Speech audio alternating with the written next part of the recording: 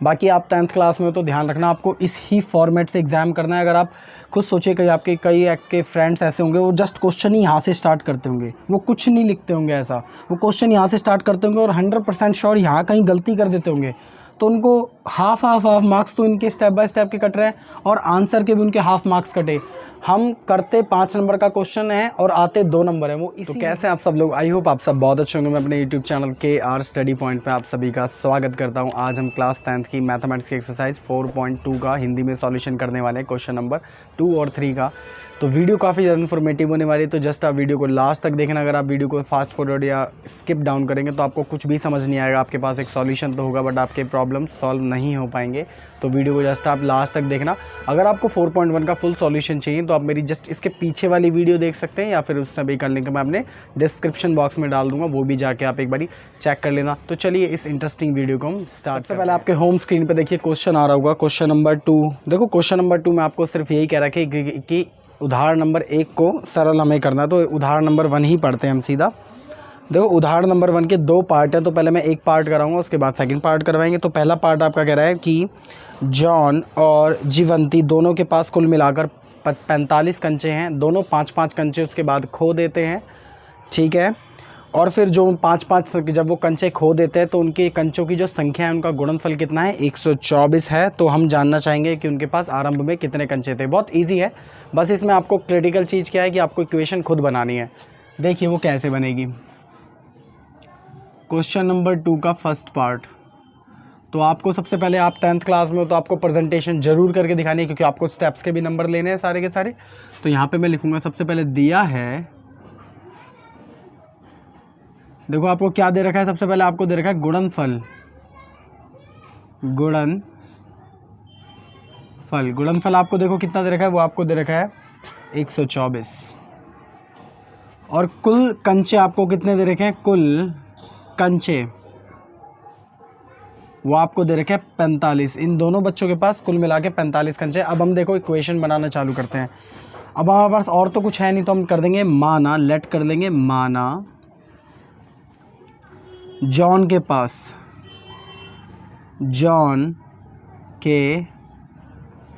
कंचे, सपोज मैं मान लेता हूँ कि उसके पास x होंगे। फिर जो लड़की है जीवंती, उसके पास कितने होंगे। अगर मैं 45 में से इसका हिस्सा निकाल दूंगा तो जो भी हिस्सा बचेगा वो जीवंती का होगा। तो यही करेंगे। तो जीवंती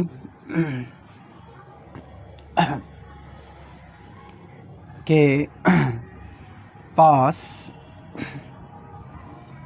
कंचे वो कितने होंगे, 45 में से अगर मैं इसका हिस्सा अपना साइड कर दूं तो इसी का हिस्सा बचेगा, तो 45 माइनस का x। अब क्या होता है, दोनों बच्चे 5-5 कंचे खो देते हैं, तो ठीक है। तो अब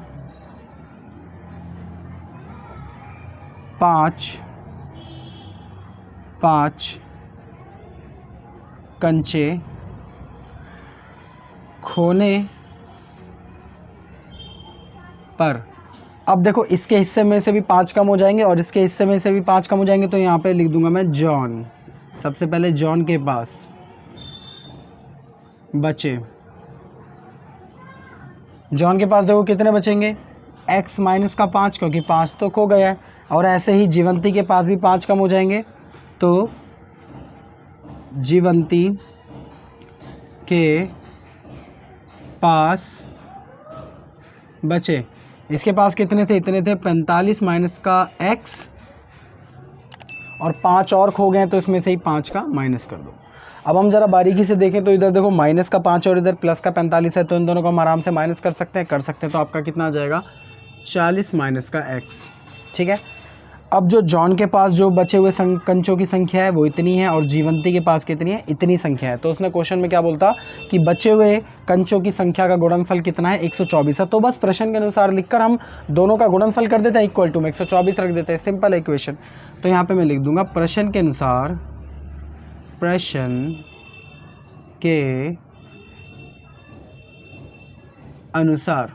क्या इनने कहा था, दोनों बच्चों के पास जो बचे हुए कंचे हैं उन दोनों का गुणनफल। तो इन दोनों का गुणनफल मल्टीप्लिकेशन कर दो, माइनस का 5 bracket close bracket open 40 minus का x इक्वल टू में किसके बराबर है वो गुणनफल, 124 के बराबर है। तो 124 जस्ट अगर आपने इससे प्रीवियस वीडियो देखी होगी या जो बच्चे मेरे पुराने व्यूअर्स होंगे वो अच्छे से जानते होंगे इसकी किस चीज़ को हम कैसे सॉल्व कराते थे। बता देता हूँ अगर नहीं जानते तो, इसकी मल्टीप्लाई पहले इससे होगी, फिर इसकी मल्टीप्लाई इससे होगी, देन ऐसे ही 5 की मल्टीप्लाई इससे होगी, देन इससे होगी। ठीक है, तो इस चीज़ को भी मैं वहाँ लिख देता हूँ, सॉल्व कराएंगे बाद में। तो यहाँ पे जो आपकी सिंपल इक्वेशन बन के आई है वो आई है आपकी 5 माइनस का x bracket close bracket open 40 minus का x इक्वल टू में 124। तो एक बार इसकी मल्टीप्लाई इससे होगी तो आपका आ जाएगा 40x, x की मल्टीप्लाई माइनस एक्स के से होगी तो माइनस का एक्स स्क्वायर, माइनस 5 की मल्टीप्लाई 40 से होगी तो माइनस का 200, और ऐसे ही माइनस की 5 की मल्टीप्लाई माइनस एक्स से होगी तो माइनस माइनस होते हैं प्लस, और 5 की मल्टीप्लाई एक्स से होगी तो 5x इक्वल टू में 124। इसे थोड़ा सा हम सॉल्व करा लेते हैं। तो एक्स स्क्वायर को आगे लिख लेंगे तो आपका आ जाएगा एक्स स्क्वायर, देखो ये प्लस का 40x है और ये प्लस का 40x है, तो दोनों प्लस हो जाएंगे तो आपका आ जाएगा 45x। इस चीज़ को हम इस्तेमाल कर चुके हैं। माइनस का 200 ऐसे का ऐसे ही इक्वल टू में 124 ऐसे का ऐसे ही, बट यहाँ पे माइनस का था तो यहाँ पे माइनस का साइन मैंने लगा दिया। अब तक हमने जितनी भी क्वाड्रेटिक द्वि घात समीकरण सॉल्व करे हैं, क्या हमने यहाँ पे कभी भी एक्स स्क्वायर माइनस का देखा है? नहीं देखा ना, तो हमें भी अजीब लग रहा है। तो क्या करेंगे, ये जितनी भी इक्वेशन लेफ्ट हैंड साइड है उसे हम कहाँ ले जाएंगे, राइट हैंड साइड पे ले जाएंगे। तो ये जो माइनस है ये प्लस हो जाएगा, मतलब साइन चेंज हो जाएंगे। जितनी भी चीज़ें माइनस की होंगी वो प्लस हो जाएंगी, और जो चीज़ प्लस की होगी वो क्या हो जाएगी, माइनस की। तो सबको आओ उधर लेके चलते हैं।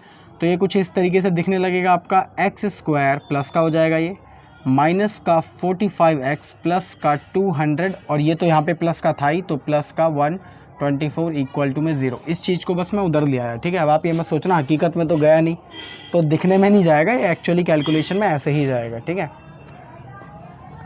अब थोड़ा सा इसे और सॉल्व करा लें तो यहाँ पे एक्स स्क्वायर आपका ऐसे कैसे ही, माइनस का 45 ऐसे का ऐसे ही, इन दोनों को जब मैं प्लस करा लूँगा तो आपका आ जाएगा प्लस का 324 इक्वल टू में 0।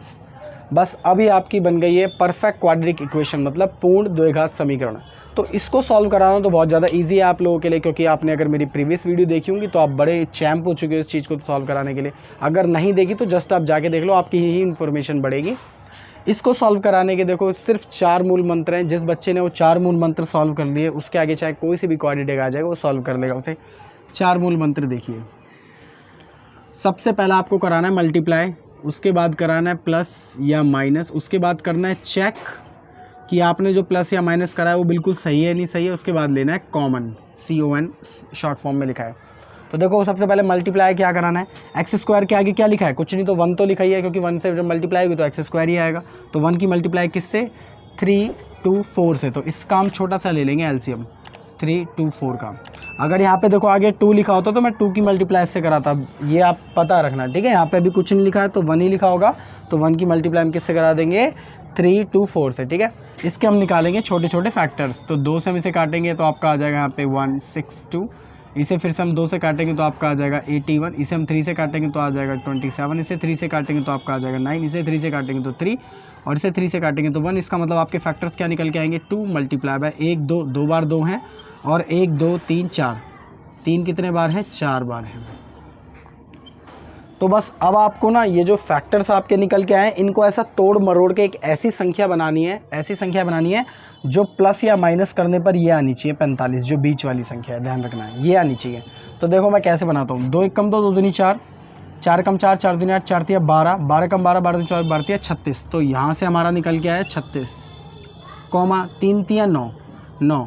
एक बात आप सोचिए, 2 संख्या हमारी निकल के आई है 36 और 9। तो 36 और 9 को अगर गौर से देखो मैं प्लस करा दूं तो मेरा क्या 45 नहीं आ जाएगा, आ जाएगा। ये तो वाह सॉल्व हो गया, लग गया हमारा लॉजिक। इसका मतलब सारा का सारा इक्वेशन किस में चल रही है, कंपोनेंट हमारा x में चल रहा है, तो इनके आगे पीछे क्या लगा लो, x। अगर यहाँ पे z में या फिर y में चल रहा होता तो हम यहाँ पे z या y ही लगाते, ध्यान रखना। ठीक है, अब देखो, अब मैंने क्या कहा था, इन दोनों को कुछ ऐसा प्लस या माइनस करना है, सेकंड स्टेप कि आपका ये आना चाहिए। तो देखो ये अगर हम दोनों जोड़ देंगे तो आपका 45 आ जाएगा, लेकिन मेरे को माइनस का 45 चाहिए। तो माइनस का 45 कब आता है, जब हम दोनों के आगे अगर माइनस लगा देंगे तो माइनस माइनस आपका प्लस होता है, बट साइन किसका आता है, माइनस का। तो इसका मतलब मैं 45 की जगह ये लिख सकता हूँ, आराम से लिख सकता हूँ। तो चलिए 45x की जगह हम ये लिख देते हैं। तो एक्स स्क्वायर माइनस का 36x माइनस का 9x प्लस का 3 2 4 इक्वल टू में 0। तो अब मेरे को थर्ड स्टेप इसमें करना है कि आपको चेक करना है कि आपने जो ये करा है प्लस या माइनस वो सही है नहीं है। तो 36x माइनस का 9x, तो माइनस माइनस आपके हो जाएंगे प्लस, तो 45x, और साइन किसका आता है बट माइनस का। तो देखो जैसे मैंने चेक करा है ना, आप भी ऐसे ही चेक करना, क्योंकि मेरी भी एक स्टूडेंट है वो चेक वुक करती नहीं उसका, वो यहाँ तक तो सारे कर लेंगे बच्चे, लेकिन मोस्टली बच्चे क्या करते हैं चेक नहीं करते, तो गलत हो जाता है। ठीक है तो आप देखो हमने चेक भी कर लिया। अब इस वाली चीज़ में से और इस वाली चीज़ में से हम क्या निकालना चालू करेंगे, कॉमन निकालना चालू करेंगे। तो इन दोनों में देखो क्या कॉमन आ रहा है, सबसे पहले x कॉमन आ रहा है, तो 2x में से मैंने एक x कॉमन ले लिया तो सिर्फ x बचा, माइनस का साइन ऐसे कैसे ही। 36x में से मैंने x लिया था तो 36 ऐसे कैसे ही, देखो माइनस ऐसे कैसे ही। अब आप जानते हो कि मैं इस चीज़ को ब्रैकेट में इस तरीके से बंद करूँगा, तो आपके दिमाग में ही चलना चाहिए कि जो साइन आपके प्लस के होंगे वो माइनस के हो जाएंगे, जो चीज़ माइनस की होगी वो प्लस की हो जाएगी। तो मैं एक बारी सरल भाषा में समझा दूँ, देखो ये प्लस का है ना, यहाँ पे अब माइनस का साइन आएगा बीच में, बस ये ध्यान रखना। ठीक है, इन दोनों में देखो क्या कॉमन आ रहा है, इन दोनों में 9 कॉमन आ रहा है। अगर आप बारीकी से देखें तो आपकी कैलकुलेशन अच्छी होनी चाहिए। 9 कॉमन आ रहा है, तो 9 को जब हम बाहर निकाल लेंगे तो यहाँ पे सिर्फ क्या बचेगा, x बचेगा। देखो ये प्लस का था तो किसका हो जाएगा, माइनस का, क्योंकि बाहर क्या है माइनस हमने कॉमन ले रखा है। और 9 के टेबल में ये आता है आपका 36 पर इक्वल टू में 0। अब मैं देखूंगा कि क्या क्वेश्चन मेरा बिल्कुल सही है या नहीं है। अब देखो हमने कॉमन भी ले लिया, सबसे पहले हमने क्या मल्टीप्लाई किया था, उसके बाद प्लस या माइनस किया था, उसके बाद उसे चेक किया था, उस लास्ट में क्या किया, कॉमन लिया, जो मैंने कॉमन लिया। ठीक है, अब देखिए, अब आप एक संकेत बताता हूँ, जब भी आपके दोनों जो फैक्टर अंदर आएंगे ब्रैकेट के अंदर, अगर ये दोनों बिल्कुल सेम है तो इसका मतलब आपका क्वेश्चन एकदम बिल्कुल सेम है। ठीक है, सही है, आई मीन। तो देखो एक ब्रैकेट तो आपका ये ऐसे कैसे उतर आएगा इक्वल टू में 0, और एक जो ये बाहर है ये उतर आएगा, तो आपका क्या है x माइनस का 9, x माइनस का 9। कई बच्चे क्या करते हैं x 9 उतार देते हैं, मतलब जिनको हैबिट नहीं होती, तो माइनस का साइन यहाँ पे ही आएगा। ठीक है, तो एक बारी कंपेयर इससे करवा लेंगे, एक बारी कंपेयर हम इससे करा लेंगे। तो इससे करवाएंगे कंपेयर, तो आपका आ जाएगा x माइनस का 9 इक्वल टू में 0, और एक बार 0 कंपेयर इससे करा लेंगे तो x माइनस का 36 इक्वल टू में 0। तो 9 वहाँ पे जाएगा तो प्लस का हो जाएगा, x इक्वल टू में प्लस, और ऐसे ही 36 वहाँ पे जाएगा तो प्लस का हो जाएगा। तो बिल्कुल सही हमारा आंसर निकल के आया है कि इसका मतलब उन बच्चों के पास, एक के पास 9 कंचे थे और एक के पास 36 कंचे थे। तो कितना इजी क्वेश्चन था, बस इसमें जो क्रिटिकल चीज़ थी वो यही थी मेरे ख्याल से। तो ये भी इतनी क्रिटिकल नहीं थी। आई होप आपको समझ आ गया होगा। तो इसका या तो आप स्क्रीनशॉट ले लीजिए, वीडियो को पॉज कर दीजिए, उतार लीजिए। अब हम इसका सेकंड पार्ट उसी वहीं पे करवा दूंगा मैं। ठीक है, चलिए इसके एक बारी सेकंड पार्ट की ओर चलते हैं। ये मैं रब कर देता हूँ, सिर्फ ये समझाने के लिए था। ठीक है,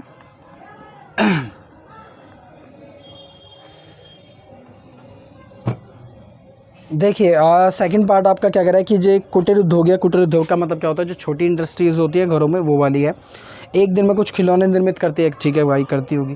प्रत्येक खिलौने का मूल्य, देखो प्रत्येक खिलौने का मूल्य ने एग्जैक्ट नहीं बताया, ये कह रहा है, लेकिन अगर प्रत्येक खिलौने का मूल्य कितना है आपका, वो है 55 में से एक दिन की निर्माण की गई खिलौनों की संख्या को अगर घटा दिया जाए तो एक मतलब एक खिलौने का मूल्य आ जाएगा। और देखिए क्या कह रहा है इस क्वेश्चन में, कह रहा है एक दिन में कुल निर्माण की गई कितनी है, जो लागत है वो 750 है। देखो जो लागत आती है वो कैसे आती है कि मतलब एक खिलौने का मूल्य कितना है और कितने खिलौने बने। जैसे एक खिलौने का मूल्य 10 रुपये है, ठीक है, और हमने 10 खिलौने बनाए, तो 10 रुपये का एक और हमने 10 बनाए, कितनी लागत आई टोटल 750। सॉरी एक आपकी तो 100 आएगी, तो इसमें कितनी दे रखी है 750 दे रखी है। तो इसका मतलब हमें खिलौने का मूल्य और पूरी मतलब कितनी इकाइयाँ बनाई गई थी, खिलौने बनाए गए थे, उन दोनों को अगर मैं मल्टीप्लाई करा दूँगा तो आपको कंपेयर किससे करना है, 750 में। तो ये इजी क्वेश्चन है, मैंने एक बार आपको वर्बली समझा दिया है। अब देखो इसे करेंगे कैसे, यहाँ से करवाना चालू कर देते हैं। देखिए पार्ट नंबर 2, सबसे पहले जो भी आपको दिया है मैं यहाँ पे लिख दूंगा, दिया है आपको। देखो क्या दे रखा है इसमें, कुल लागत दे रखी है ना, कुल लागत वो आपको कितनी दे रखी है, ये तो मेरे को बार बार पेज पलटना पड़ता है, बुक का अगले पेज पर है।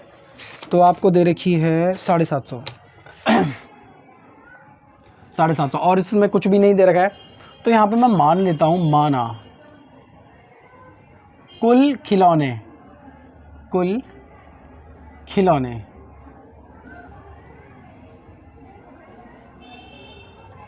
वो मैं मान लेता हूँ x, और एक खिलौने की लागत हम कैसे निकालेंगे। ये कहता है कि अगर 55 में से मैं कुल खिलौनों की संख्या को जितनी भी निर्माण की गई तो एक खिलौने की लागत आ जाएगी। ऐसा ही कराते हैं हम। तो एक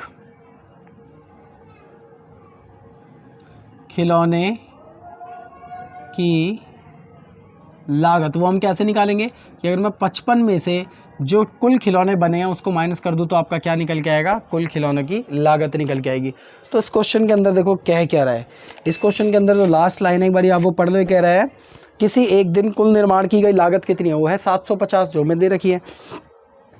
तो निर्माण किए गए खिलौनों की संख्या ज्ञात कीजिए। एक बात होता है निर्माण जो लागत होती है वो कैसे आती है, सबसे पहले तो वही एग्जांपल के थ्रू समझा देता हूँ आपको कि अगर एक खिलौना बनाया अगर वो 10 रुपये का बनाया और ऐसे 10 खिलौने बने तो 100 रुपये की लागत आई होगी। तो ऐसे ही इसकी लागत कितनी आई है, 750 आई है। तो अगर मैं कुल खिलौने की जो कीमत है एक की लागत इतनी है, ठीक है, और कुल इतने खिलौने बने अगर मैं इसको इससे मल्टीप्लाई करा दूँ तो आपकी टोटल लागत के बराबर नहीं होगा।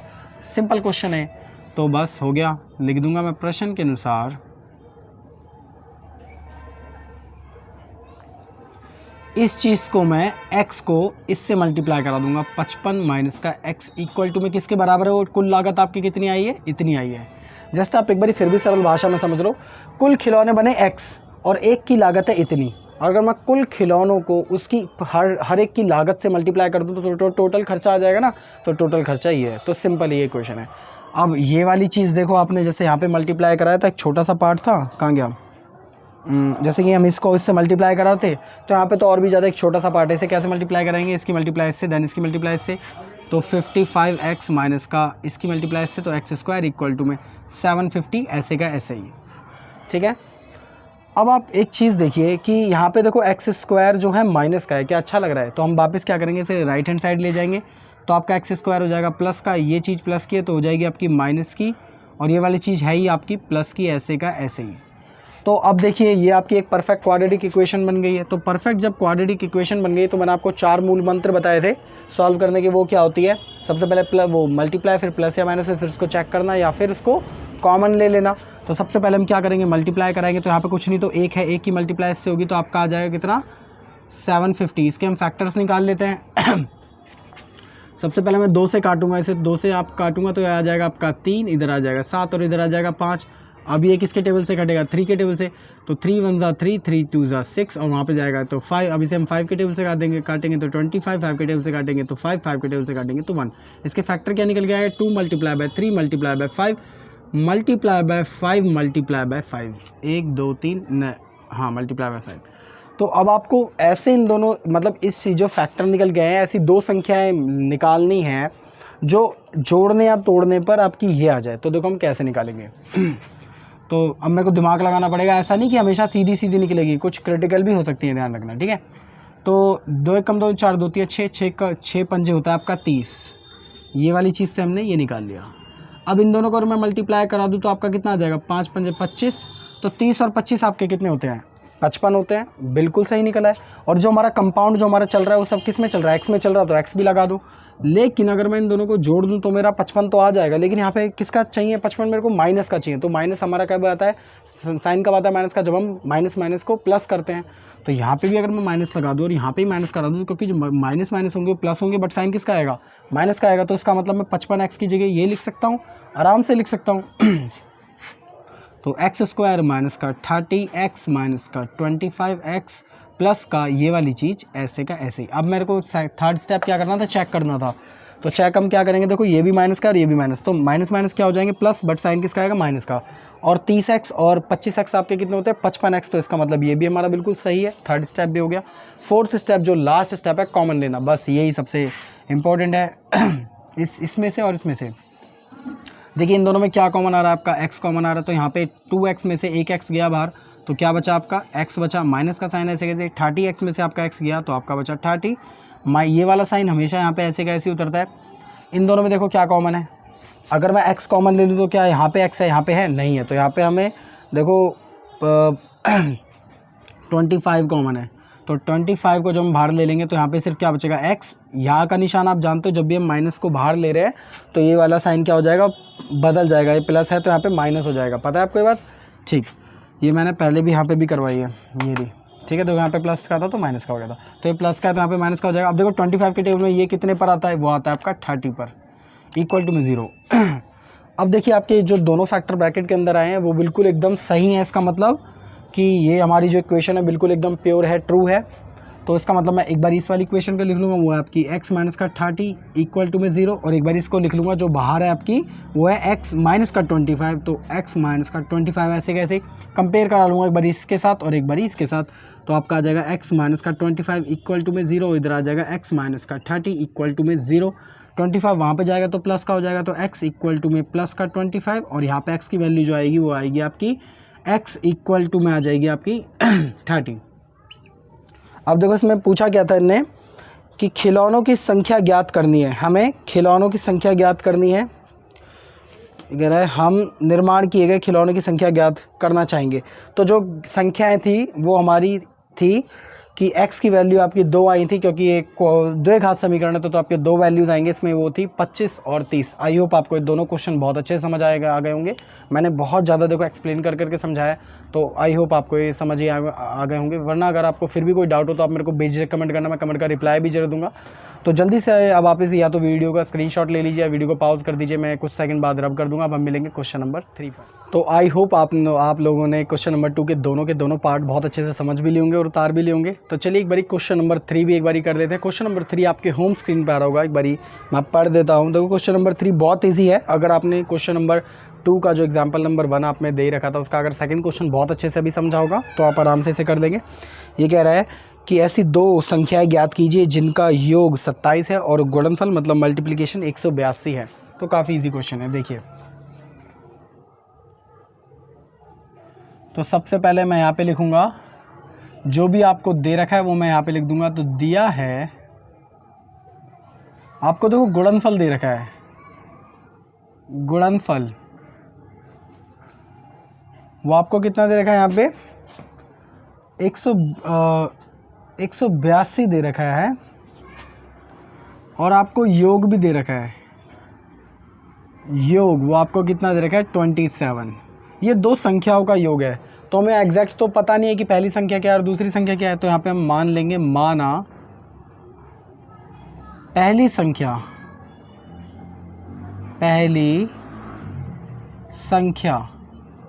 वो मैं x मान लेता हूँ।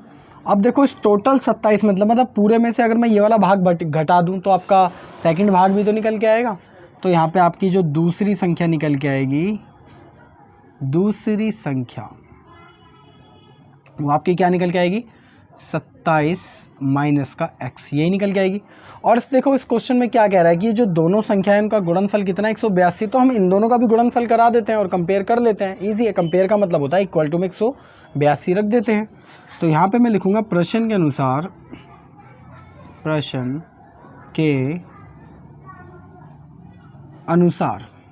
इन दोनों का गुणा करा देता हूँ। तो x मल्टीप्लाई बाय 27 माइनस का x इक्वल टू में 182। अब ये वाली चीज़ आपने जस्ट अभी जो 10-20 सेकंड पहले जो क्वेश्चन करा, 20-30 सेकंड पहले, उसमें भी यही थी। तो हम क्या करेंगे, इसकी मल्टीप्लाई इससे, देन इसकी मल्टीप्लाई इससे। तो इसकी मल्टीप्लाई जब आपकी इससे होगी तो आपका आ जाएगा ये 27x माइनस का x की मल्टीप्लाई x से होगी तो x स्क्वायर इक्वल टू में 182। अब यहाँ पे वही देखो चीज़ आ रही है दोबारा से कि अब यहाँ पे आपका एक्स स्क्वायर के यहाँ पे माइनस का अच्छा लग रहा है, तो हम उन सारी चीज़ों को वहाँ ले जाएंगे। तो ये जो चीज़ माइनस की प्लस की हो जाएगी, ये वाली प्लस वाली चीज़ वहाँ पे माइनस की हो जाएगी। तो कुछ इस तरीके से देखिएगी कि एक्स स्क्वायर माइनस का 27x प्लस का 82। कई बच्चे क्या करते हैं, यहाँ पे ही माइनस लगा देते हैं 82 के आगे। देखो जी 182 को हमने छुआ भी नहीं है, वो अपनी वैसे के वैसे ही कंडीशन में। तो ये तो बेचारा यहाँ पे प्लस का था तो यहाँ पे प्लस का ही आएगा, ठीक है। कई स्टूडेंट ऐसी बेसिक गलतियाँ करते हैं जिनको नहीं पता होता है, ठीक है। तो साधारण है, ऐसी कोई दिक्कत की बात नहीं है। बस आपको ये ध्यान रखना है जो चीज़ को हमने नहीं छुई है वो अपनी सेम इनिशियल पोजीशन में रहेगी, मतलब जैसी है वैसी ही रहेगी, ठीक है। अब देखो ये दोबारा से एक परफेक्ट क्वाड्रेटिक इक्वेशन मतलब पूर्ण द्विघात समीकरण बन गया। तो उसको हम कैसे सॉल्व करेंगे, जो मैंने 4 मूल मंत्र लिख रखे हैं, बस आप ये 4 मूल मंत्र पे सॉल्व कर दो, बस आपका हो जाएगा आंसर। तो हम वो कौन कौन से हैं, सबसे पहले कह रहा है देखो मल्टीप्लाई कराना, ये फर्स्ट। तो मल्टीप्लाई हम किसकी कराएंगे, देखो एक्स स्क्वायर के आगे तो कुछ नहीं है तो 1 होगा ही होगा। तो 1 की मल्टीप्लाई 182 से, तो आपका कितना आ जाएगा 182।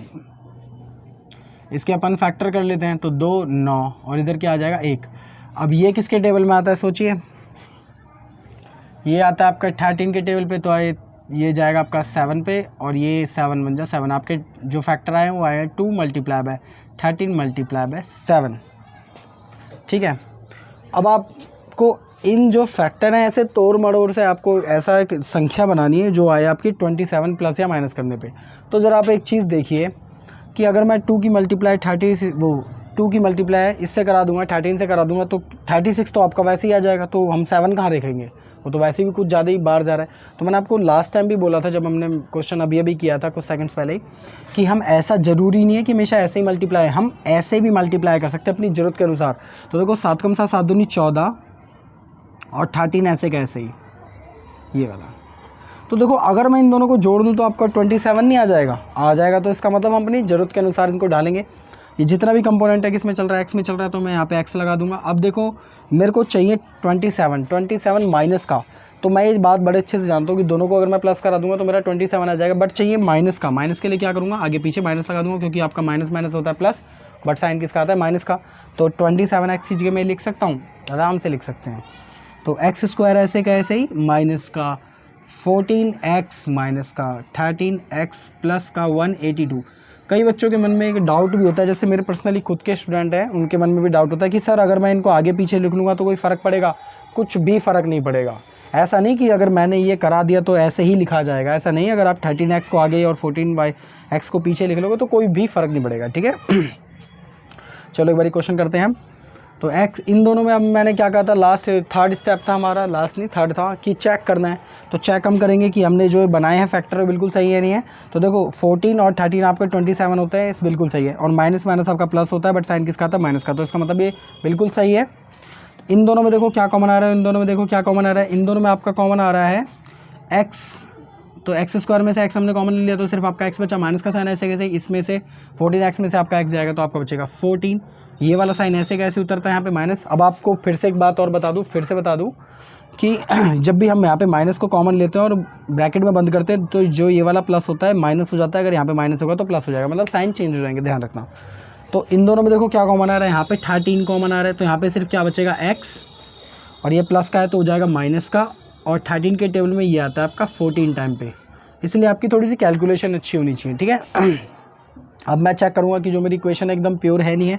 तो देखो दोनों हमारे जो ब्रैकेट के अंदर के फैक्टर हैं बिल्कुल सेम आ गए हैं, तो उसका मतलब प्योर है। तो एक बार इस वाले फैक्टर को लिख देंगे, एक बार इस वाले को लिख देंगे, वहाँ पे करा देता हूँ, ठीक है। ये सिर्फ समझाने के लिए था तो इसे रब कर देते हैं। तो आपका एक ये वाला फैक्टर मैं यहाँ लिख देता हूँ सबसे पहले, तो आपका आ जाएगा x माइनस का 14 इक्वल टू में 0, और एक ये वाला फैक्टर लिख देंगे जो बाहर है, वो है आपका x माइनस का 13, तो माइनस भी जरूर लगाना है, ठीक है, x माइनस का 13। अब एक बार इसको 0 से कंपेयर करा लो, और एक बार इसको x माइनस का 14 इक्वल टू में 0। 13 यहाँ पे माइनस का, वहाँ पे जाके हो जाएगा आपका प्लस का, और यहाँ पे आपका x की वैल्यू आ जाएगी आपकी प्लस का 14। तो यहाँ पे आपकी जो दो संख्याएं थी वो आपकी एक थी 13 थी और एक थी 14, मतलब आ गया होगा आपको बहुत अच्छे से समझ, आई होप। अगर आपको फिर भी कोई डाउट हो तो आप मेरे को बेझिझक कमेंट कर सकते हैं। जैसा मैंने अपनी लास्ट वाली वीडियो में बोला था कि इस वाली वीडियो में हम क्वेश्चन नंबर 2 और क्वेश्चन नंबर 3 पूरी को अच्छे से समझा देंगे और ख़त्म भी कर देंगे, तो अब हम वो ख़त्म कर भी चुके हैं। बाकी आप 10th क्लास में हो तो ध्यान रखना आपको इस ही फॉर्मेट से एग्ज़ाम करना है। अगर आप खुद सोचिए कि आपके कई फ्रेंड्स ऐसे होंगे वो जस्ट क्वेश्चन ही यहाँ से स्टार्ट करते होंगे, वो कुछ नहीं लिखते होंगे ऐसा, वो क्वेश्चन यहाँ से स्टार्ट करते होंगे और 100% श्योर यहाँ कहीं गलती कर देते होंगे, तो उनको हाफ मार्क्स तो इनके स्टेप बाय स्टेप के कट रहे हैं और आंसर के भी उनके हाफ मार्क्स कटे। हम करते 5 नंबर का क्वेश्चन है और आते 2 नंबर है, वो इसी रीज़न से आते हैं क्योंकि हम उस फॉर्मेट को फॉलो नहीं करते। तो आप 10th क्लास में हो तो मैं आपको बार बार बता रहा हूँ पूरे के पूरे फॉर्मेट से ही क्वेश्चन करना, तभी आपको फुल मार्क्स मिलेंगे, वरना वही वाली बात होगी कि मैं करके तो 80 नंबर का आया लेकिन आए मेरे 20 नंबर, तो इसी रीज़न से वो सारे मार्क्स आपके कट जाते हैं। तो आप इस ही फॉर्मेट को फॉलो करना और देखने में भी अच्छा लगेगा और टीचर को भी चेक करने में मज़ा आता है, ठीक है। तो बाकी वीडियो ख़त्म हो चुकी है, मिलते हैं किसी और वीडियो में क्वेश्चन करते हुए। नेक्स्ट वाली वीडियो में हम क्वेश्चन नंबर जो 4 और 5th और 6th जो 3 क्वेश्चन होंगे एक ही वीडियो में हम ख़त्म कर देंगे। मिलते हैं किसी और वीडियो में क्वेश्चन करते हुए। अगर आपको वीडियो अच्छी लगी तो वीडियो को जरूर करना लाइक, अगर आप मेरे चैनल पर पहली बार आए तो चैनल को जरूर करना सब्सक्राइब। ऐसी और वीडियोज़ के लिए अभी हम 10th का जो कोर्स है उसको कंटिन्यू रखेंगे, इसमें अभी आपकी साइंस और कई सारी वीडियोज़ आने वाली हैं, तो उसका वेट करिए। तो मिलता है किसी और वीडियो में, जब तक के लिए जय हिंद जय भारत।